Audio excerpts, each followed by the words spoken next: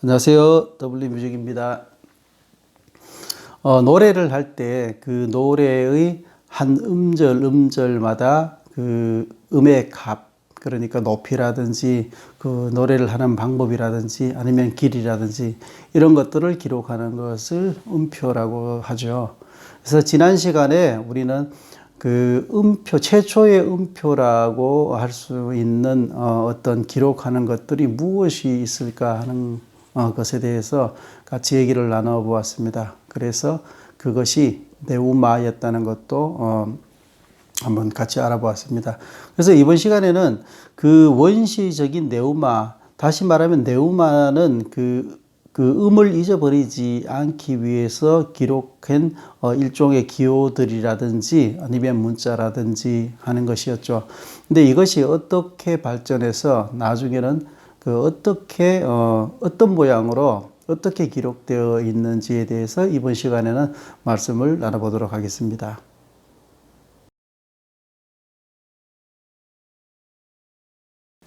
자, 최초의 음표는 어떤 것이 있을까? 네우마는 사실 그 음표라고 얘기하기에는 좀 애매한 부분들이 있죠. 그것이 글자 위에, 그러니까 노래 가사 위에 기록된 기호이기 때문에 이 네우마에 대해서는 어떤 학자들은 최초의 음표라고 얘기를 하고, 또 어떤 학자들은 오늘 같이 알아볼 것에 대해서 최초의 음표라고 얘기를 하기도 합니다. 자, 지난 시간에 말씀드렸던 네우마에 대해서 다시 한번 얘기를 잠깐 나눠보고 넘어가도록 하겠습니다. 자, 900년 이전, 그러니까 900년 이전의 음악적인 기호들은 거의 사용을 하지 않았고, 이전에는 구전, 그러니까 입에서 입으로 전해오면서 그 노래들을 기억을 했었습니다. 이건 현재 구전이라는 방법은 우리나라에서는 아직까지도 쓰고 있죠. 특히 국악 쪽에서 누구류 하면서 여기서 누구라는 것, 그 스승님을 얘기하는 거죠. 그래서 누구류 하는 것들은 그 스승님만이 가지고 있는 그 음악적인 색깔인 거죠. 그래서 아직까지도 우리나라에서는 구조대로 하는 방법을 사용하고 있고, 그래서 어떤 음표를 보고 배우는 방법이 아니라 통으로 배운다. 그러니까 노래 전체를 입으로 따라하면서 외운다라는 의미가 있는 거죠. 아직까지도 우리나라에서는 그렇게 사용하고 있습니다. 자, 네우마는 930년경에 처음으로 사용하였다고 전해집니다. 그러니까 서양의 모든 것들은 기록에 의해서 그것이 증명되기 때문에 그 930년경에 네우마가 지금 발견된 것 중에서는 가장 오래된 것이라고 할 수 있죠. 그 위에 가사 위에 여러 가지 기호들을 표시를 하였습니다. 자, 음가를 표현했던 것이 아니라, 그러니까 음의 길이라든지 높이라든지 이런 것들을 표현한 것이 아니라 그 음을 기록하기 위해 표기했던 방법 중에 하나입니다. 사실 뭐 이런 방법들은 저도 현역에서 연주 활동을 할 때 사용했던 방법들입니다. 뭐 음표 위에 제가 사용했던 거는 음표 위에다가 기록을 하기도 했었는데, 뭐 별 모양을 한다든지 화살표 모양을 한다든지 아니면 몇 개를 동그라미를 쳐서 사용한다든지 이렇게 저만의 기억 방법들을 사용하였었죠. 자, 네우마는 현재의 음표와는 거리가 있지만 음에 대한 기록이라는 면에서 최초의 음표라는 시각이 있습니다. 이건 방금 전에 말씀드렸던 내용이죠. 자, 선법 리듬, 그러니까 모달 리듬이라는 것이 있는데, 이 네우마가 발전하면서 서로 결합을 하게 됩니다. 그래서 이 결합한 네우마를 리가투레라고 하죠. 리가투레라고 하는데, 이것을 리가투어를 다른 말로 선법 리듬이라고 말을 하고 있습니다.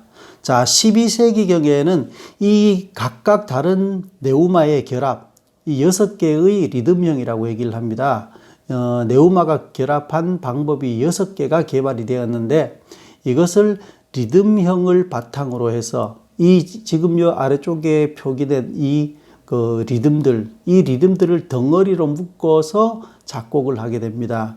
자, 여기 그림에서 보면은 전부 다 그러니까 8분의 6박 형태인 거죠. 8분의 6박 형태인 리듬들로 쭉 구성이 되어 있습니다. 자, 각기 전부 다 6개의 리듬이 다른 것을 알 수 있죠. 뭐 다른 특별한 것은 있지 않습니다.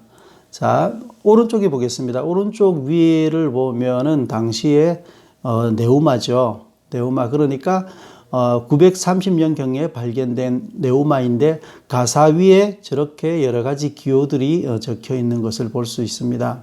그래서 이 가사 위에 적혀 있는 네우마가 발전해서 화면 왼쪽에 리듬형을 이루게 되는 거고, 그 리듬형을 왼쪽의 사진은 현대 방법으로 음표를 그려둔 것입니다.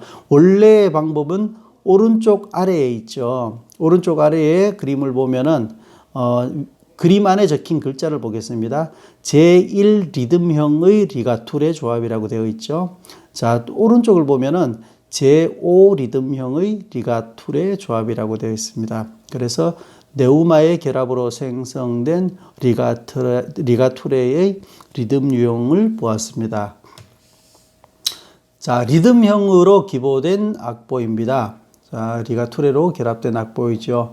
자, 여기서 보면은 잘 보이진 않습니다만은 자, 두 개의 그 보표를 볼 수 있습니다. 그러니까 위에 줄은 5선으로 되어 있고 아랫줄은 4선으로 되어 있습니다. 그래서 당시에는 5선과 4선을 혼용을 해서 이걸 하나의 그 큰 보표, 현재의 큰 보표로 생각을 한 것 같습니다. 그래서 아래쪽에는 테노르 파트라고 하죠. 그 위쪽은 주선율이 그려져 있습니다. 그래서 이렇게 보면은 당시에 이제 4선보, 5선보를 혼용해서 사용을 했고, 이게 13세기 경으로 오면서 양쪽 다 위에 성부, 아래 성부 전부 다 5선으로 정착을 하게 되었습니다.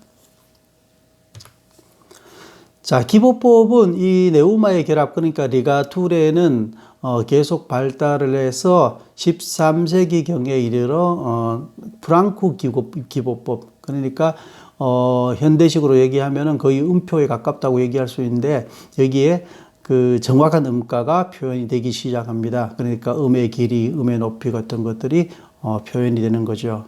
자, 여기에 기록된 거 보겠습니다. 13세기경 프랑코 폴 퀘른 각각의 음절 하나하나의 가사마다 음가를 표시하는 음표를 개발하였습니다.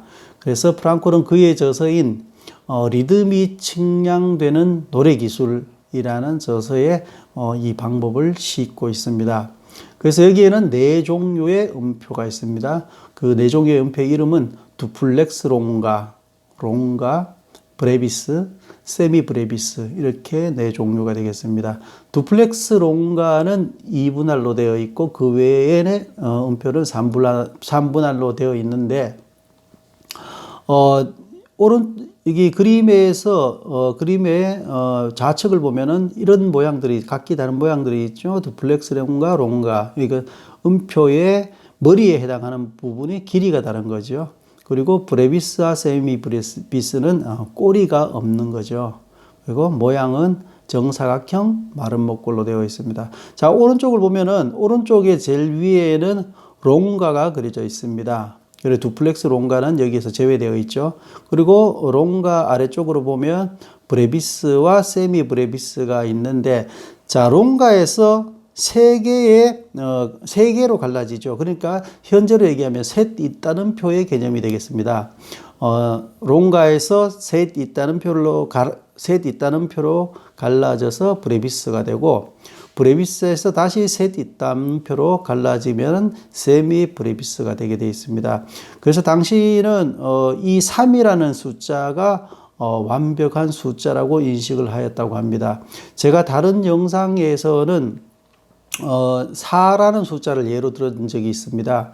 그 4를 예를 들었을 때 뭐 사계절이라든지 이런 것들을 말씀드리면서 당시에는 4라는 숫자가 완벽하였다고 말씀을 드린 적이 있는데, 아마 서양에서는 그 시대의 흐름에 따라 그 완벽이라는 거, 그러니까 꽉 찼다는 그 의미가 각기 다르게 인식을 한 듯한 것을 알 수 있습니다. 지금은 10이라는 숫자를 완벽한 그걸로 보고 있죠. 0, 1, 2, 3, 4, 5, 6, 7, 8, 9까지 해서 이렇게 9개의 숫자를 꽉 찬 그걸로 해서 10개의 나누는 방식을 완전한 합으로 보고 있습니다.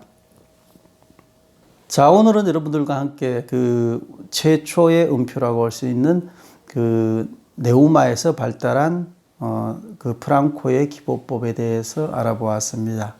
제 강의에서 강의의 제목에 말씀드렸듯이 음악의 지식과 상식이라고 말씀을 드렸습니다. 그래서 뭐 이것들을 약간 깊게 들어오는 면도 있긴 합니다만 뭐 필요하시다면 이런 용어들을 외워두는 것도 괜찮은 방법이고, 그리고 굳이 외우거나 뭐 하실 필요는 없을 것 같습니다. 그래서 그냥 이것들이 어떤 과정에서 어떻게 흘러 들어왔는지에 대한 어떤 희미한 기억이라도 갖고 있으면 조금 더 즐거운 음악을 하지 않을까 하는 생각에서 이 영상을 제작하고 있습니다. 충분히 이해해 주시길 바라겠습니다. 그리고 조금 깊은 데까지 들어가더라도 아까 말씀드렸듯이 외울 필요는 없다는 거, 그냥 이해하는 정도에 머무르셔도 충분히 좋을 것 같습니다. 자, 다음 시간에 또 뵙겠습니다.